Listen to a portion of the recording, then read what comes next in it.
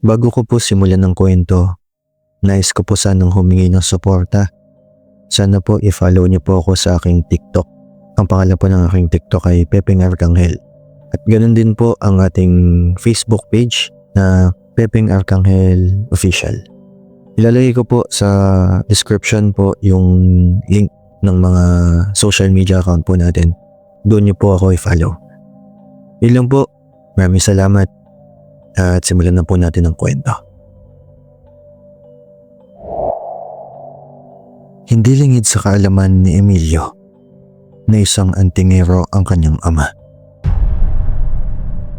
Marami na din kasi itong naituro sa kanya noon patungkol sa iba't ibang anting-anting. Hindi man nasisilayan ni Emilio ang mga agimat ng kanyang ama. Alam niya na marami itong tangan. Bukod din sa mga kaalaman patungkol sa bagay na iyon, tinuturoan din siya ng kanyang ama kung paano ang makipaglaban. Kaya masasabing may kakayahan siya sa ganoong larangan. Ayon kasi sa kanyang ama, mas maigi daw na may alam siya sa pakikibaka at nang hindi siya margabyado ng kahit na sino mang tao o maging ng iba pang mga nilalang na nabubuhay sa mundo. Dagdag pa nito na ang mundo ay para lang sa mga taong natututong lumaban at hindi para sa mga talunan. Nang mamatay nga ang ama ni Emilio, hindi na ito nagdalawang isip pang ipamana sa nag-iisa nitong anak ang kanyang mga pagmamay-aring anting-anting. Ayaw man sanang tanggapin ni Emilio ang mga iyon, subalit wala na rin siyang nagawa. Gayong naisip niyang iyon lang din ang maaaring maging maiwang alaala ng kanyang ama. Tinanggap nga niya ang mga ibinigay sa kanya ng kanyang ama, subalit tulad ng ipinangako nito sa kanyang ama, walang pinagsabihan si Emilio kahit pa ng matalik nitong kaibigan na si Illinois. Binalaan din kasi siya ng kanyang ama na walang dapat makaalam na may agimat ito at nang hindi rin siya habulin ng mga panganib na dala ng mga kakaibang nilalang. Hindi pa lubos maintindihan ni Emilio noon kung anong ibig sabihin ng kanyang ama. Subalit nang lumaan, nagkaisip nga siya. At doon, napagtanto niya kung ano ang mga nilalang na tinutukoy ng kanyang ama. Dahil nga sa pagkamatay ng ama ni Emilio, tanging si Illinois lamang ang naging kakampi nito maliban pa sa kanyang ina. Simula nga bata pa lang, magkaibigan ng dalawa. At sa kadahilan ng iyon, kilalang kilala na nila ang isa't isa. Gayong higit pa sa ganoon ang kanilang turingan. Pareho silang nag-iisang anak ng kanilang mga magulang, kaya tila magkapatid na ang turingan nila sa isa't isa. Hanggang sa magbinata silang dalawa, hindi na nagbago ang kanilang pagiging magkaibigan.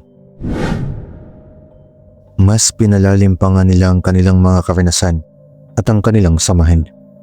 Kahit taliwas ang kanilang pag-uugali, nananatili ang mabuting samahan nilang dalawa. Kilala kasi sa kanilang nayon si Illinois bilang matinik sa mga babae. Hindi naman mapagkakaila iyon, gayong kitang-kita naman sa pagmumukha nito kung bakit nilalapitan at pinag-aagawan siya ng mga ito. Hindi lamang sa kanilang nayon, kung hindi maging sa karatig baryo nila. Ilang babae din kasi ang naging karelasyon niya noon, ngunit hindi rin tumatagal sa kanya, gayong tila pinaglalaroan lamang ni Illinois ang mga ito. Sa Emilio naman, iniiwasan ang mga ganoon. Mas itinutuon kasi nito ang atensyon niya sa paglilinang pa ng kanyang lakas at maging sa pagtuklas ng mga bagay na iniwan ng kanyang ama sa kanya. Tikom ang bibig ni Emilio patungkol sa bagay na iyon kahit pa sa kanyang kaibigan. Pakiramdam kasi niya, mas ligtas siya at maging ang mga taong nasa paligid niya kapag sinarili na lamang niya ang mga patungkol doon. Dahil nga sa pagiging matinik ni Illinois sa mga babae, malimit siyang sinisita ni Emilio na tigilan ng paglaruan ng mga ito. Wala namang ibang nagiging tugon noon ang kanyang kaibigan kung hindi ang pabirong sabi na naiinggit lamang sa Emilio. Gayong hindi pa nito naranasan ang magkarelasyon at lapitan ng mga babae. Kapag ganun na ang kanilang usapan, hindi na lamang umiimik si Emilio. Hinahayaan na lamang din niya ang kanyang kaibigan at binabalaan na lamang niya ito na mag-ingat sa mga nakakasalamuhang babae at baka dumating ang araw na ikapahamak niya iyon. Napapailing na lang din siya kapag tinatawanan siya ni Illinois sa kanyang mga sinasabi. Isang beses noon, napagpasyahan ni Emilio at ni Illinois na magliwaliw sa gubat na sakop ng kanilang baryo. Matagal-tagal na rin kasi silang hindi nakakaligo sa ilog na naroon. Habang naglalakad nga patungo sa gubat ang dalawa, hindi matigil si Illinois sa pagkukwento patungkol sa naging huling kasintahan niya. Nakikinig na lamang noon si Emilio, gayong kahit pagsabihan niya ang kanyang kaibigan patungkol sa gawain nito sa mga babae, hindi pa rin naman ito makikinig sa kanya. Noong malapit na sila sa ilog na nasa gubat na iyon, doon lang natigil sa kanyang pagkukwento si Illinois nang makarinig sila ng magandang boses. Napatigil sa kanyang pagkukwento si Illinois nang makarinig sila ng magandang boses ng babae na kumakanta. Nanabik naman noon si Illinois na makarating sa ilog dahil dito. Sa kabilang banda naman, hindi naman naging maganda ang pakiramdam ni Emilio ng mga oras na iyon. Hindi niya inaasahan na bigla siyang makakaramdam ng pag-init ng kanyang buong katawan. Iyon ang unang beses na makaramdam siya ng ganoon, kaya labis ang kanyang pagtataka. Hindi alam ni Emilio kung bakit nangyayari ang ganong bagay. Subalit may kutob din siyang marahil gawa iyon ng tangan niyang anting-anting. Napailing na lamang siya at sinundan si Illinois na noon agad nang nasa ilog.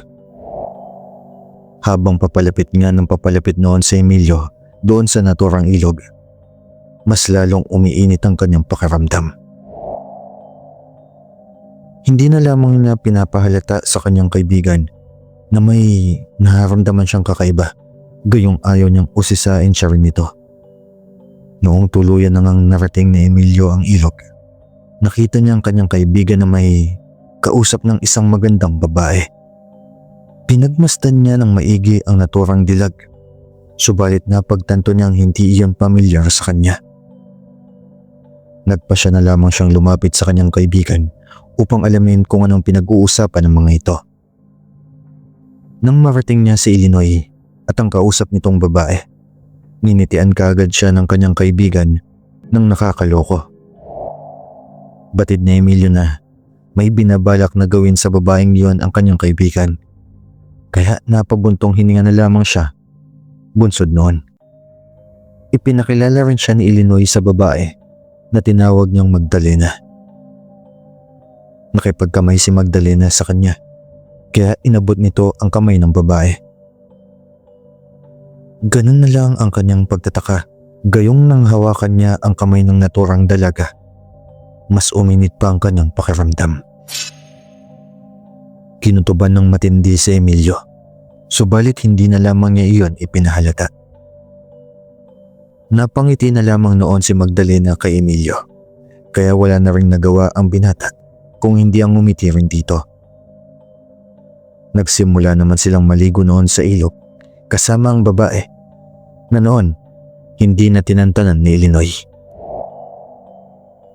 Itinuon na lamang ni Emilio ang kanyang tingin sa paligid at hinayaan ang kanyang kaibigan at si Magdalena na mag-usap.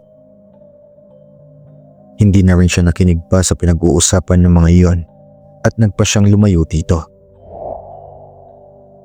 Kahit nasa tubig na siya ng mga oras na iyon, hindi pa rin maalis ang mainit na pakiramdam nito sa kanyang katawan. Alam kong may kakaiba kay Magdalena at iyon ang dapat kong alamin kung ano. Wika ni Emilio sa kanyang sarili. Hindi man niya lubusang malaman iyon, minabuti na lamang niyang ipagsawalang kibo na muna ito. Hindi kasi maaalis sa isip ni Emilio na marahil ang babae ang dahilan kung bakit siya nakakaramdam ng ganoon. Kaya naisipan niyang alamin kung anong lihim na itinatago ng naturang babae. Habang nasa ganong sitwasyon nga si Emilio, nakaramdam siya na tila ba may mga matang nakamasid sa kanya. Dahil dito, nagpalinga-linga siya sa paligid hanggang sa mapansin nga niyang nakatingin sa direksyon niya si Magdalena, habang nagsasalita naman ang kanyang kaibigang si Illinois.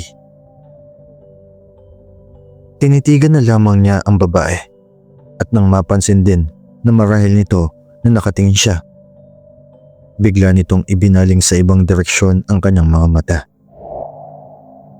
Hindi maipaliwanag ni Emilio kung bakit pakiramdam niya kakaiba ang dating ng mga titig ni Magdalena sa kanya. Animoy inaakit siya nito, ngunit bunsod nang wala naman siyang interes sa babae, minabuti na lamang niyang huwag nang pagtuunan iyon ng kanyang pansin. Ipinagpatuloy na lamang niya ang kanyang pagligo hanggang sa tinawag na nga siya ni Illinois upang umahon. Sumunod na lamang siya sa kanyang kaibigan na noon nagboluntaryo pang ihatid si Magdalena palabas ng kagubatan. Ayaw man sana ni Magdalena iyon, ngunit dahil na rin sa pamimilit ni Illinois na ihatid dito, wala na rin itong nagawa pa. Nauna na lamang sa paglalakad ang dalawa, habang sa Emilio naman, nakasunod lang sa likuran nila at pinapanatili ang kanyang distansya mula sa kanila. Habang naglalakad ang tatlo, pansin ni Emilio na panay ang lingon sa kanya ni Magdalena. Hindi niya ito pinapansin at mas pinipili niyang bagalan palalo ang kanyang paglalakad. Nahihiya din kasi siyang maistorbo ang dalawa at ayaw din niyang dumidikit sa naturang babae. Dahil nga sa ginagawa ni Emilio, hindi na rin lumingon pa sa kanya si Magdalena. Kaya nagkaroon siya ng pagkakataon upang pag-aralan ng dalaga. Malakas ang kutob ni Emilio na may kakaiba nga sa naturang babae. Napatunayan naman iyon ni Emilio noong maihatid na nila si Magdalena sa labas ng kagubatan at silang dalawa na lamang ni Illinois ang magkasamang naglalakad pa uwi. Nawala kasi ang mainit na pakiramdam na bumabalot sa buo niyang katawan. Nasawari niya, dulot ng kanyang tangan ng mga agimat. Dahil silang dalawa na lamang ang naglalakad noon pa uwi, naging madaldal na naman si Illinois at walang tigil sa pagsasalita patungkol kay Magdalena. Hinayaan naman siya ni Emilio, ngunit hindi nito mapigilan ang pagsita at pagbibigay babala kay Illinois lalo nang sabihin niya sa kanyang kaibigan na kilalanin niya muna ng gusto si Magdalena. Mag-iingat ka lamang sa babaeng yan, Illinois. Iba kasi ang kutob ko sa kanya at baka ikapahamak mo kung patuloy kang dumikit-dikit dun. Tinapik na lamang siya ni Illinois at pinagsabihan pang hayaan siya nito sa kanyang diskarte. Gayong walang mangyayari sa kanya kahit pa ba maging nobya nga niya ang babae. Napailing na lamang noon sa Emilio at sinabi sa kanyang kaibigan na huwag itong sisihin sa mga mangyayari sa kanya sa susunod. Gayong binalaan na nga niya ito. Simula nga noon, niligawan nga ni Illinois si Magdalena. Malimit niyang niyayaya si Emilio na samahan ito sa pakikipagkita sa dalaga sa ilog. Subalit tinatanggihan siya ni Emilio. Ikaw na lang magtungo doon at nang masulit niyo ang oras niyong magkasama. Madalas na tugon niya noon sa kanyang kaibigan. Sinasabayan pa nga niya ito sa pagngiti, sabay tapik sa balikat ng kanyang kaibigan. Hindi naman siya pinipilit ni Illinois at mag-isa nga niyang pinupuntahan sa ilog ang babaeng kanyang nililigawan. Lingid sa kaalaman noon ni Illinois na habang abala siya sa pakikipagkita sa babae, abala rin si Emilio sa paglilinang ng kanyang kakayahang makipaglaban. Sa loob-loob kasi ng binata, mas makabuluhan ang ganoong bagay kaysa sa pag-aaksaya ng kanyang oras sa pagsama sa panliligaw ni Linoy. Isang umaga, nagising si Emilio noon dahil sa ingay ng kanyang ina na nasa labas ng kanilang bahay. May kausap itong mga kanayon nila, kaya nakuryoso si Emilio sa pinag-uusapan ng mga iyon. Ingatan mo yung anak mo at baka maging siya mabiktima ng mga aswang na yon. Wika pa ng isang kababaryo nila. Nangunot ang noo ni Emilio dahil sa kanyang narinig, subalit hinintay niyang makaalis ang kanilang kanayon bago ito magtanong sa kanyang ina patungkol sa napag-usapan nila ng mga ito. Noong wala na nga ang kanilang mga kababaryo, tinanong ni Emilio ang kanyang ina kung ano ang ibinalita ng kanilang kanayon. Ayon naman sa naging salaysay ng kanyang ina, kalat na daw sa pinakahuling baryo sa kanilang lugar ang patungkol sa sunod-sunod na pagkawala ng mga kalalakihan. Nagulat din ang binata nang sabihin pa ng kanyang ina na pinaghihinalaang aswang daw ang nambibiktima sa mga kalalakihang iyon. Nakalimutan nga lang niya ang tawag sa naturang aswang. Subalit mga lalaki daw ang pinupuntirya nito upang maging biktima. Kaya ikaw, mag-ingat ka. Iwasan mo muna ang mga kababaihan, lalo na kapag hindi mo kakilala. Hindi natin sigurado, pero dahil puro lalaki ang mga nawawala, marahil babae ang aswang na nambibiktima sa mga ito. Wika ng ina ni Emilio. Hindi na nakaimik pa ang binata. Gayong sumagi sa kanyang isipan ang kanyang kaibigang si Illinois. Naisip niya na kapag nagkataon na tama ang kanyang ina na babae ang aswang na nambibiktima, may posibilidad na pwedeng mabiktima nito ang kanyang kaibigan na mahilig sa babae. Nang magkita sina Emilio at Illinois, napag-usapan nila ang patungkol sa bagay na iyon. Maging sa kanilang baryo kasi, kumalat na ang patungkol sa aswang na nambibiktima ng mga kalalakihan. Pinagsabihan ni Emilio si Illinois na mag-iingat, lalo na sa pakikipagkilala sa mga kababaihan na agad namang tinanguan ni Illinois. Noon din, ibinalita naman ni Illinois na nobya na nito si Magdalena ng mga panahong iyon.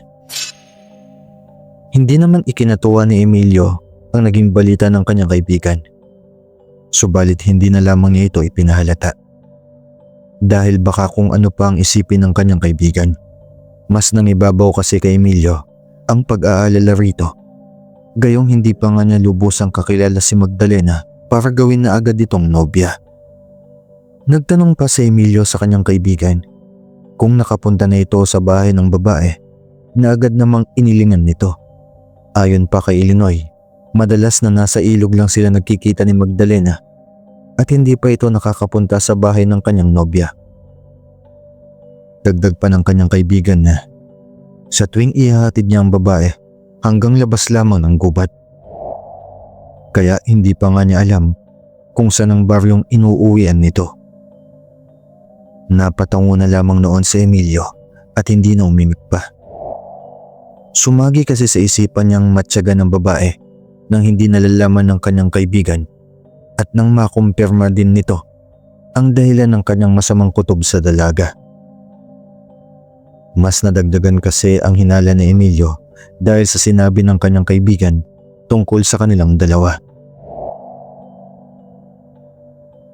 Simula nga ng araw na iyon, minabuti ni Emilio na manmanan si Magdalena nang hindi nalalaman ni Illinois.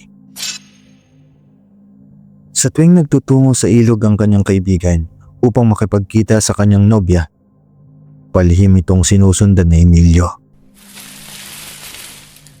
Kailangan kong maprotektahan si Illinois. Hindi pa nilubusang kilala ang kanyang nobya. Mahirap na. Baka kasi konektado sa nambibiktima si Magdalena. At pati si Illinois. Madali nila. Saad pa ni Emilio sa kanyang sarili. Hindi naman nalalaman ni Illinois noon na sinusundan siya ni Emilio. Sa ilang araw nga na pagmamatsyag ni Emilio sa babae, wala siyang kakaibang napansin dito.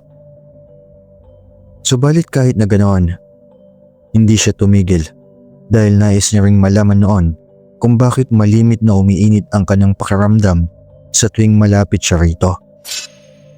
Hanggang isang hapon, nang maihatid na ni Illinois si Magdalena sa labas ng gubat, nagpaalam na rin kaagad ito sa kanya.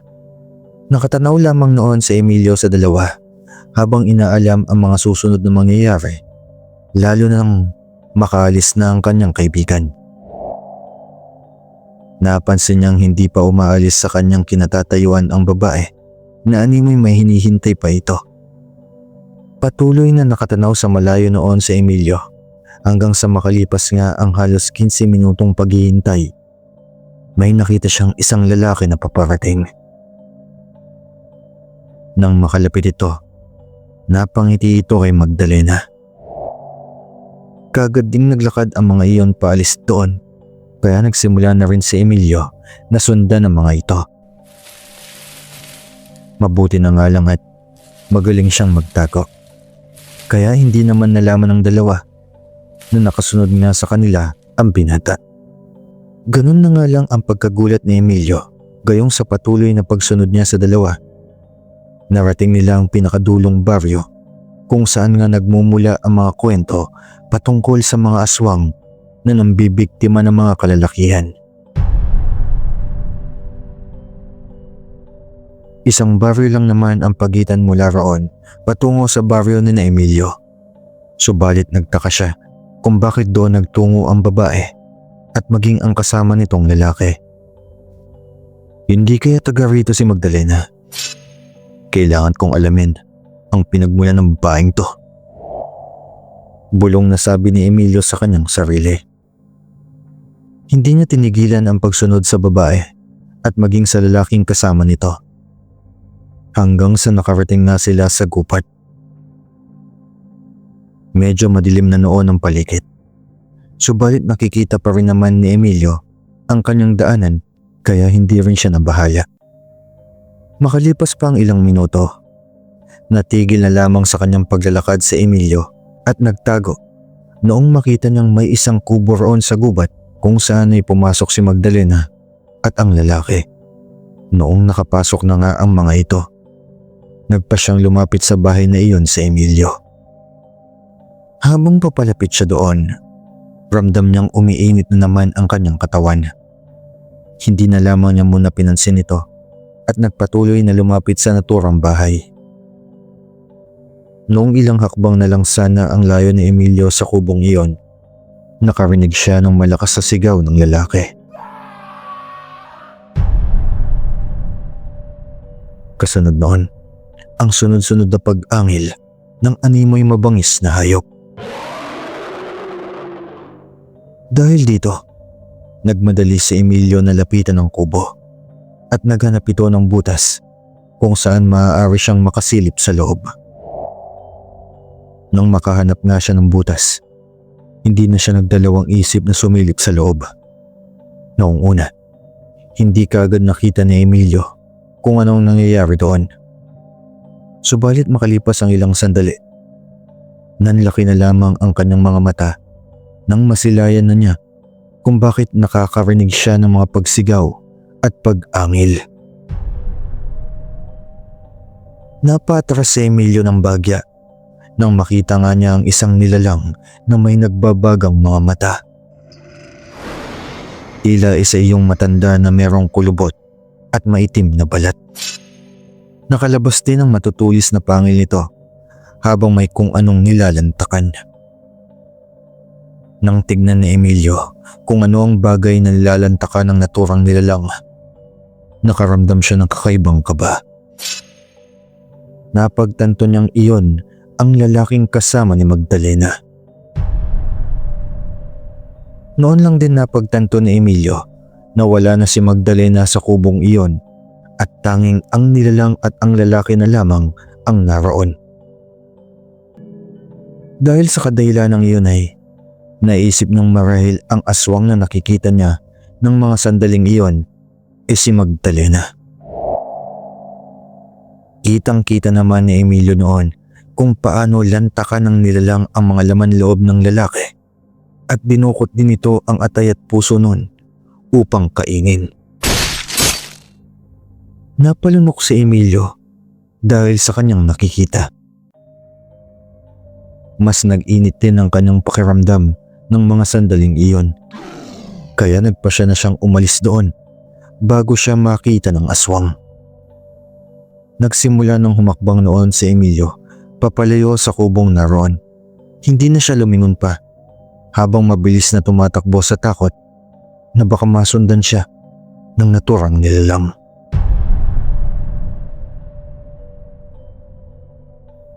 Subalit kahit nakakalayo na sa kubo noon si Emilio, hindi niya maiwasan ang matakot at mangamba para sa kanyang kaligtasan.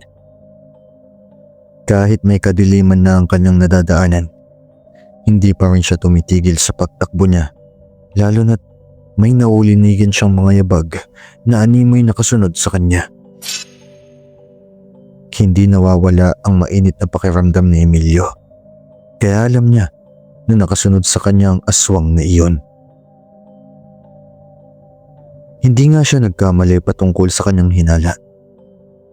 Dahil doon ay naganap siya na mapagtataguan niya at minabuti niya magkubli na lang muna. Ilang sandali pa, nakita niya ang naturang aswang na papalapit sa kanyang kinaoroonan. Sakto ring natigil ito malapit sa kanyang pinagtataguan. Kaya ganoon na lang ang kanyang pagsusumikap na huwag makagawa ng ingay. Nasa ganong sitwasyon si Emilio nang mapansin niyang tila napapasinghot sa ere ang nilalang.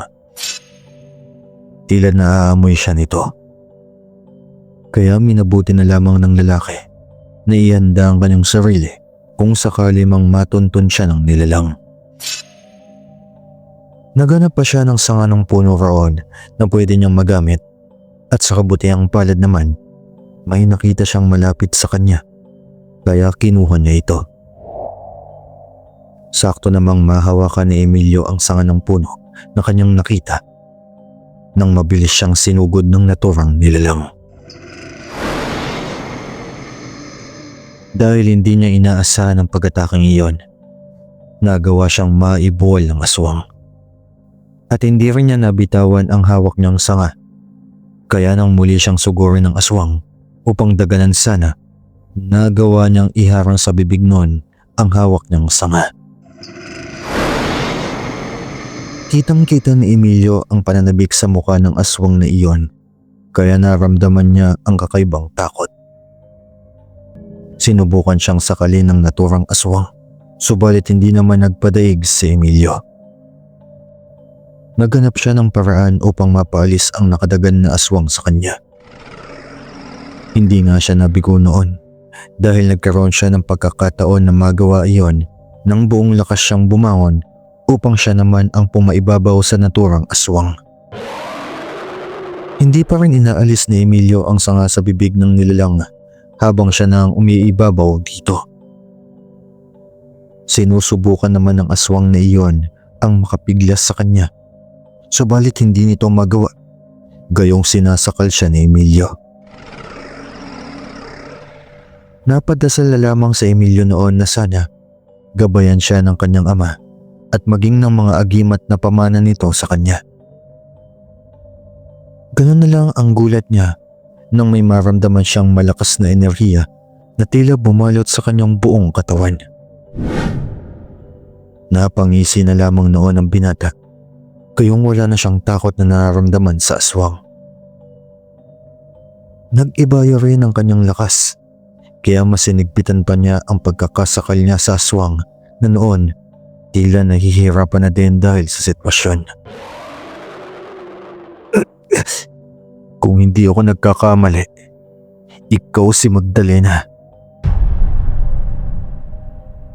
Ikaw rin ang aswang na tinutukoy ng mga tao na nambibiktima ng mga kalalakihan sa mga kanayunan. Anong pakay mo sa aking kaibigan, ha? Balak mo din ba siyang biktimahin? Galit na tanong ni Emilio sa aswang. Kahit nahihirapan na noon ang aswang dahil sa ginagawang pagsakal sa kanya ni Emilio, nagawa pa rin itong ngumisi na naging dahilan upang mas magalit naman ang binata. Hindi rin inaasahan ni Emilio noon ang ginawang pagsuntok sa kanya ng aswang dahil nakatuon ang atensyon nito sa nakangising mukha ng nilalang. Dahil malakas din ang pagkakasuntok ng aswang sa kanya, nagawa nitong makalis sa pagkakadagan sa kanya ni Emilio at mabilis din siyang napabangon. Agad na kinilabutan si Emilio nang mapaangil ang aswang na iyon habang matalim na nakatitig sa kanya. Nakipagtitigan din noon ang binata sa aswang, subalit ang nilalang din ang nag-iwas ng kanyang tingin. Walang ano-ano, hindi yun nag-aksaya ng kanyang oras at sinugod agad si Emilio. Inihanda naman ng lalaki ang kanyang sarili at nang makalapit nga sa kanyang aswang, sinubukan niyang iwasan ang pag-atake nito. Nagulat naman ang aswang dahil sa liksi ni Emilio habang iniiwasan ang mga pag-atake niya. Kalaunan nga, nambuno silang dalawa at namangha naman ang lalaki noon, gayong nakakaya nga niyang tapatan ang liksi at bilis ng aswang na kanyang kaharap.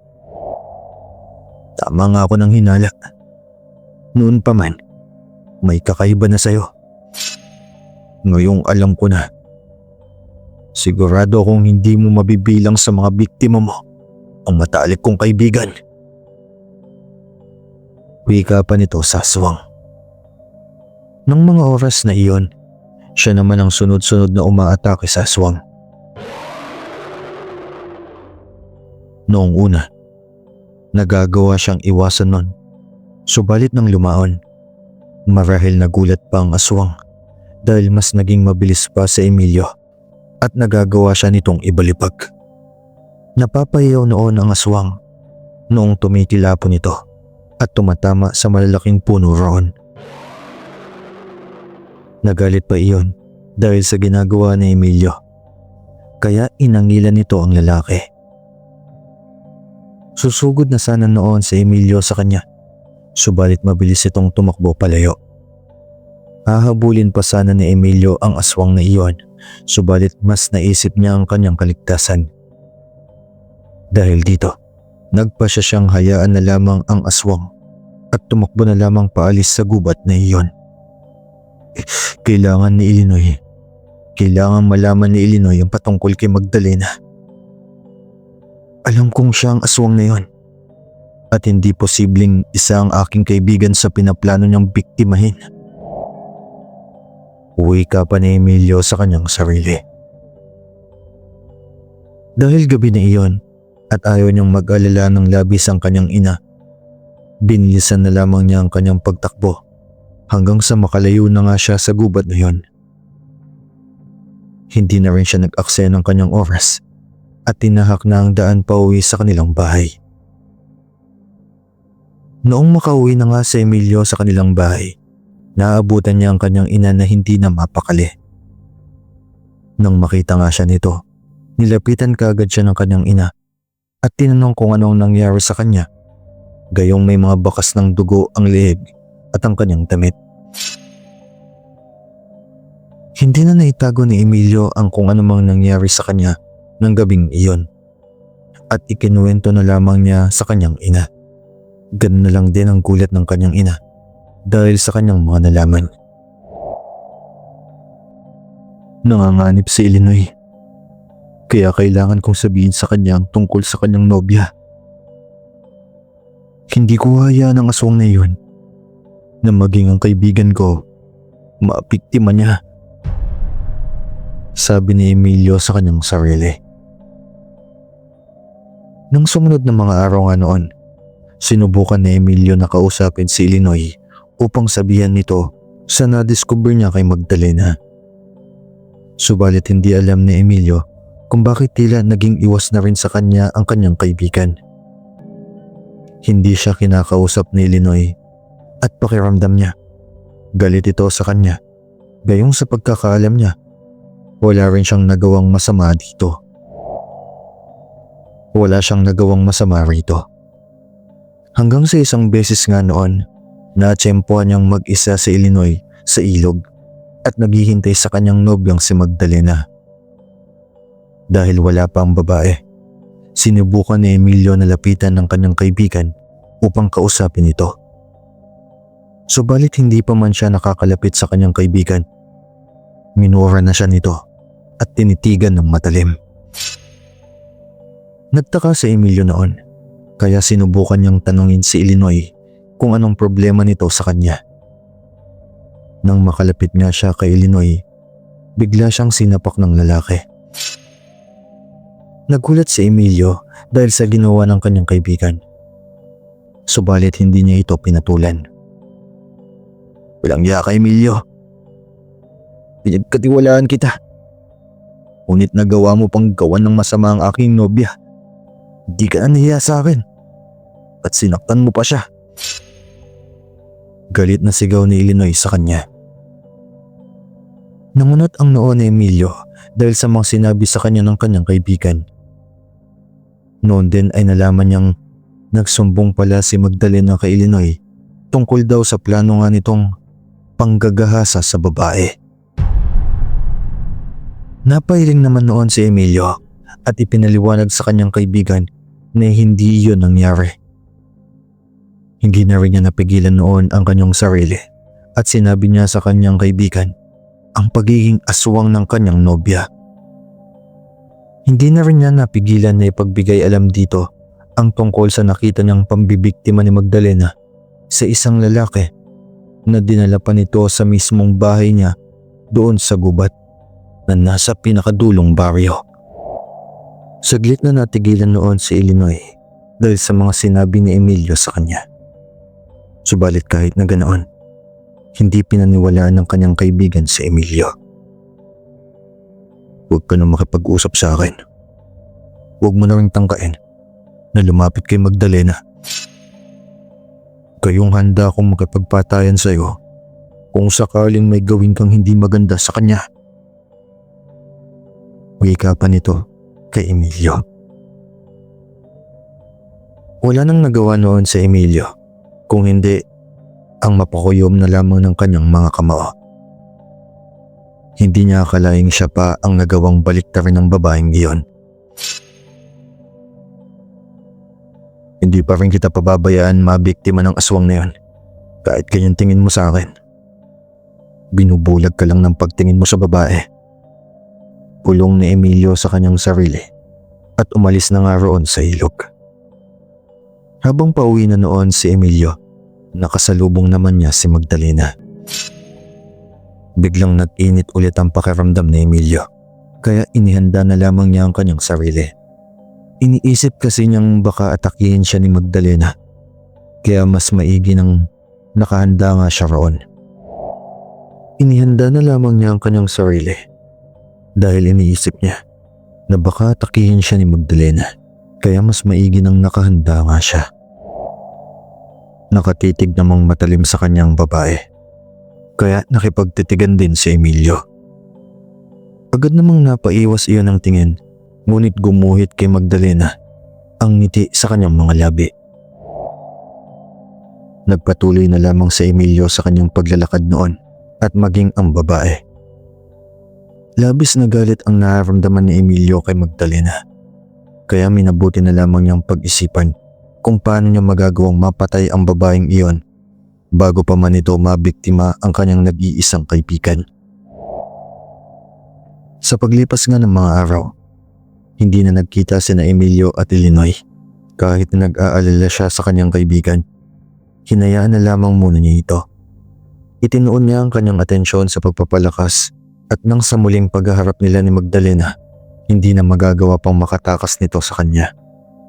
Hanggang sa dumating naman noon ang kabilugan ng buwan.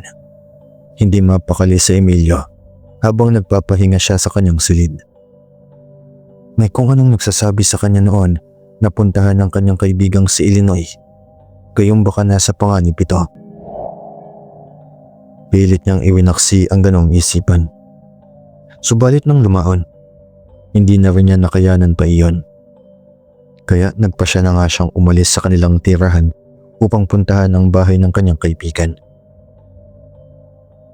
Hindi na niya ginising ang kanyang ina at dinala na lamang niya ang itak ng kanyang namayapang ama. Umalis siya sa kanilang bahay noon at nagtungo kina Illinois.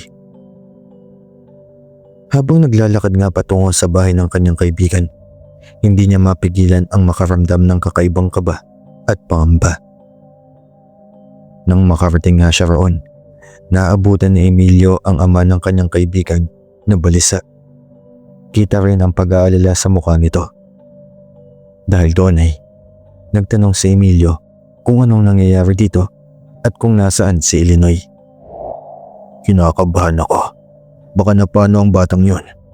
Hindi pa siya nakakauwi mula nung umalis dito sa bahay.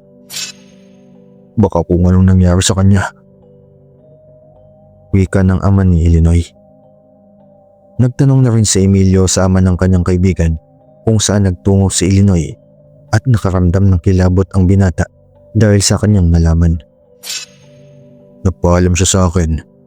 Natutungo daw siya sa kanyang nobya. Sabi nito, niyaya daw siya ng nobya niya na pumunta sa bahay nito. Tugon ng ama ni Illinois. Hindi na nag-aksaya ng oras sa Emilio at nagpaalam na ito sa ama ng kanyang kaibigan. Batid ni Emilio kung saan dinala ni Magdalena ang kanyang kaibigan. Kaya pupuntahan niya ang kubong iyon. Batid niyang makikita niya roon ang babae. Subalit nananalangin siyang sana maging ang kanyang kaibigan maabutan at makita pa niyang buhay at hindi pa nabibiktima ng aswang na iyon. Binilisan ni Emilio ang kanyang paglalakad para mas madali siyang makarating sa tirahan ni Magdalena. Nagdarasal na rin siya noon na patnubayan siya ng itaas sa kanyang laban. Humingi rin siya ng gabay sa kanyang ama at maging sa mga pamana nitong anting-anting. At kahit papano naman noon, nawala ang kaba at takot na kanyang nararamdaman. Dahil nga sa pagmamadali niya noon, mabilis na nakarating si Emilio sa gubat sa pinakadulong baryo. Tinahak kaagad niya ang daanan patungo sa kubo ni Magdalena na nakatirik sa gubat na iyon. Habang naglalakad ang binata, naging mapagmatsyag siya sa paligid. Kahit papano, hindi rin siya nahirapan, gayong maliwanag ang buwan noon na siyang nagsisilbi niyang liwanag sa daan. Inihanda rin niya ang kanyang itak noon, lalo pat may mga ingay siyang nauulinigan sa kanyang paligid. Sa kabutihang palad naman, narating niya ang kubo ni Magdalena nang walang nangyayaring masama sa kanya. Dahan-dahan siyang lumapit sa naturang kubo at sumilip nga siya roon. Nagtaka siya, gayong walang tao sa loob noon at napakatahimik din ang paligid. Napaisip si Emilio kung saan dinala ni Magdalena ang kanyang kaibigan. Habang nasa ganoong sitwasyon, may naulinigan siyang mga pag-ungol. Sa kadahilan ng iyon ay hindi na siya nag-aksaya pa ng kanyang oras at tinunton ang pinagmumulan ng ungol na kanyang naririnig. Dahan-dahan siya sa kanyang pag-akbang nang hindi siya makagawa ng ingay. Palakas naman ng palakas ang ungol na naririnig ni Emilio, kaya alam niyang malapit lamang siya sa pinagmumulan nito. Nagpatuloy siya hanggang sa dalhin siya ng kanyang mga paa sa likod ng kubo ni Magdalena. Bahagya siyang napaisip doon at nakita nga niya si Magdalena at Illinois. Pansin naman kaagad ni Emilio na tila walang malay ang kanyang kaibigan. Kaya kinutuban kaagad siya ng hindi maganda. Noon din ay kita niyang nakatali ang mga kamay at paa ng kanyang kaibigan habang nakahiga at nakatihaya sa lupa. Nakapaibabaw ang babae sa kanyang kaibigan. Kaya alam ni Emilio na may hindi magandang ginagawa ang babaeng iyon sa kanya. Hahakbang na sana siya. Subalit napansin niyang tila nagsisimulang magbago ng kanyang anyo ang babae. Hinayaan na muna ito ni Emilio at pinagmasdan ang mga sumunod na mangyayari. Makalipas nga ng halos 5 minuto, tuluyan nang nagbago ang anyo ni Magdalena. Sa kadahilan ng iyon, inihanda na ni Emilio ang kanyang itak upang madali na lamang sa kanyang tagain ang nilalang kung sakaling makalapit siya rito. Nasa ganung estado nga siya nang inakmang sakalin ng nilalang ang walang malay na si Illinois. Subalit hindi iyon hinayaan ni Emilio, gayong sinigawan niya ang aswang. Napatingin naman sa direksyon ni Emilio ang nilalang na animoy nagulat dahil naroon siya. Walang ano-ano. Nagalit din ito kaya inangilan niya sa Emilio. Mabilis na umalis sa ibabaw ni Illinois ang aswang at sinugod agad sa Emilio. Nagulat ka, no? Alam mong hindi ko pababayaan ang aking kaibigan kahit pa siniraan mo ako sa kanya. Napangisi na lamang ang aswang at napaangil kay Emilio. Sinugod siya nito ng sinugod. Kaya wala nang nagawa pa si Emilio kung hindi ang iwasan na muna ang mga pag-atake sa kanya ng nilalang. Dahil hindi siya matamaan noon, gayong nasasabayan nito ang bilis ng aswang, mas nagalit pa sa kanyang nilalang. Paulit-ulit siya nitong inatake, subalit ganoon pa rin ang sitwasyon nilang dalawa. Ilang sandali pa, napahinto ang aswang sa pagsugod sa kanya at bahagya itong napatras. Dahil doon, pareho silang napatingin kay Illinois na noon gising na't napapaungol dahil marahil sa pananakit ng kanyang kamay at paa na nakagapos. Napangisi na lamang ang aswang. Nalaman naman ni Emilio na ito ang kanyang puntirya kaya mabilis din siyang tumakbo papalapit sa kanyang kaibigan. Sigaw ng sigaw naman noon si Illinois na pakawalan siya. Nang makalapit sa kanya si Emilio, nakita naman ito ang labis na takot sa mukha ng kanyang kaibigan.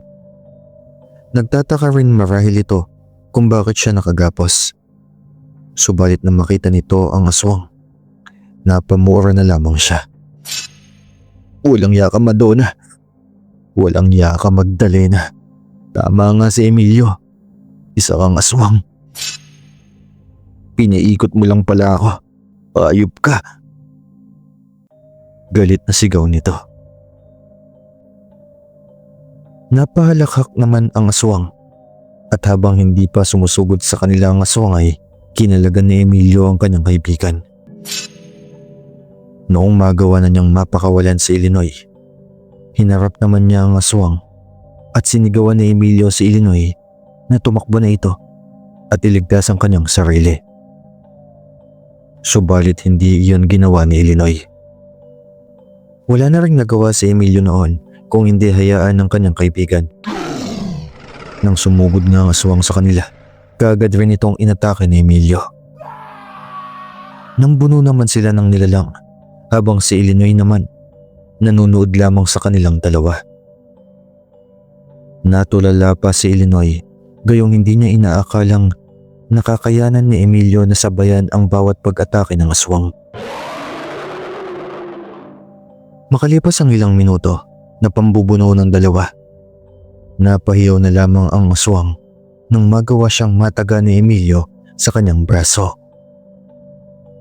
Mabilis na napalayo noon ang aswang. Mabilis na napalayo noon ang aswang kay Emilio, kaya sinugod naman ito ng binata. Hinahamon pa niya ito na harapin siya ng nilalang at huwag itong tatakas, gayong hindi rin niya hahayaang mangyari pa ulit yun. Di na kita hahayaang makatakas. Tatapusin kita sa gabing to. At nang wala ka ng mabiktima pang mga kalalakihan. Sigaw noon ni Emilio at hinahabol niya ang aswang na noon ay tumatakbo palayo. Naiwan noon si Illinois doon habang si Emilio hinahabol ang nilalang. Hindi niya iyon tinigilan hanggang sa magawa nga niyang madakip ito. Nambuno pa silang dalawa noon, gayong wala na ring nagawa ang aswang kung hindi ang labanan na lamang siya. Mas uminit at walang tigil ang nararamdaman na pag-init ng katawan ni Emilio. Kaya alam niyang nag-iibayo pa ang kanyang lakas. Nagawa man siyang kalmutin sa mukha ng aswang, maging sa kanyang leg. Hindi yun pinansin ni Emilio. Nagpatuloy siya sa pakikipaglaban sa nilalang hanggang sa mataga niya ito sa dibdib. Ganun na lang ang paghiyaw ng aswang dahil ilang beses pa iyong ginawa ni Emilio sa kanya. Subalit kahit na ganoon, nagawa pa siyang itulak ng malakas ng nilalang dahilan para mapatras ito. Kitang-kita ni Emilio na tila nahihirapan na ang aswang dahil sa sugat nito sa dibdib. Kaya ganoon na lang din ang tuwa nito. Alam niyang makakaya niyang tapusin ang nilalang sa gabing iyon at nang hindi na ito makapagasik pa ng kanyang kasamaan. Hindi na nga niya inaksaya noon ang kanyang oras at sinugod niya ang aswang. Dahil medyo hirap na ang nilalang dahil sa mga natamong pinsala, tila nabawasan din ang bilis nito. Nagawa siyang ibalibag ni Emilio dahilan para mabuwal ito sa lupa at mapatiyaya. Hindi kaagad napabangon noon ang aswang, kaya mabilis itong nilapitan ni Emilio. Nagulat naman ang aswang nang daganan siya ni Emilio. Napangisi ang binata noong mapansin ang takot na mukha ng aswang na kanyang kaharap. Sinabi ko na sa iyo noon na hindi kita hayaang mabiktima mo ang aking kaibigan. Ngayon, pagsisisihan mo kung bakit pinuntirya mo pa rin siya kahit na binalaan na kita noon pa. Wika ni Emilio. Itutulak na sana siya ng aswang noon, ngunit naunahan niyang tagain ang kamay nito. Napayaw na lamang ang aswang at nang subukan pa nitong kalmutin si Emilio gamit ang isa pa niyang kamay, walang pagdadalawang isip niyang tinaga iyon. Inundayan niya ng taga ang dalawang kamay ng aswang hanggang sa maputol niya ang mga ito. Tanging paghiyaw lang ang nagawa ng nilalang, subalit hindi nakakaramdam ng kahit na anong awa si Emilio sa kanya. Tutuldukan ko na ang kasamaan mo, gayong ilang kalalakihan din ang nagawa mong paslangin. Pagkawika ni Emilio noon, walang awa niyang tinaga ang dibdib ng aswang. Makailang beses niyang ginawa iyon at wala siyang pakialam kung tumilansik man sa mukha niya ang dugo nito. Hindi tinigilan ni Emilio ang pagtaga sa dibdib ng naturang nilalang hanggang sa manghina naman iyon. Nang tuluyan ng nanghina ang nilalang, nagmakaawa pa ito kay Emilio. Napakawalan na siya. Subalit hindi pumayag si Emilio. Bago pa man sila matunton ni Illinois, tinagana niya ang leeg ng aswang hanggang sa magawa nga niyang pugutan ito ng ulo. Dahil sa nangyaring iyon, bumalik naman sa pagiging tao niya si Magdalena. Saktong pagkarating ni Illinois, nakita nga niyang nakahiwalay na ang ulo ni Magdalena sa kanyang katawan. Inakala ni Emilio na magagalit si Illinois, subalit nagulat ito nang lapitan siya nito. Sunugin na lamang nila ang katawan ni Magdalena at maging ang kubo nito.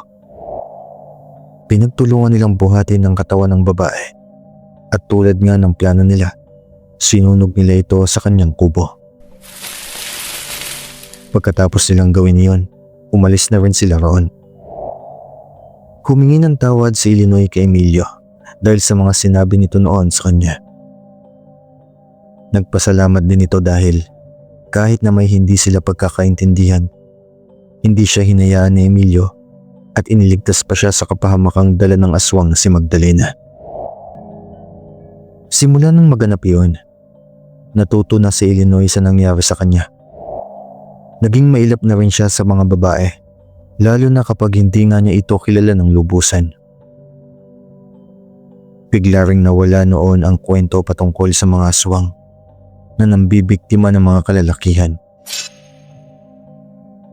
Naging tikom na lamang ang bibig ni na Emilio at Illinois patungkol sa nangyari sa aswang na iyon. Sa paglipas nga ng maraming panahon, nakapag-asawa na si Illinois, habang si Emilio naman, itinuon ang kanyang buong atensyon sa panggagamot.